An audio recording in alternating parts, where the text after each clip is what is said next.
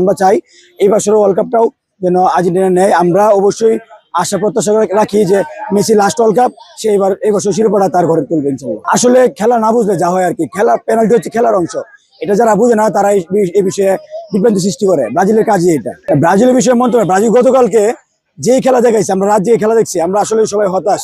এই মরক্কোর মতো টিমের সাথে যদি এই হাঙ্কি পাঙ্কি খেলা দেয় তাহলে তো জীবন শেষই, সামনে তো বাকি আছে। না ওরা যেই খেলা গতকালকে রাত্রে দেখাইছে, আমি মনে করি যে দ্বিতীয় রাউন্ড মানে রাউন্ড অফ 32 এই রাউন্ডেই শেষ, তারা বেশি দূর যেতে পারবে না।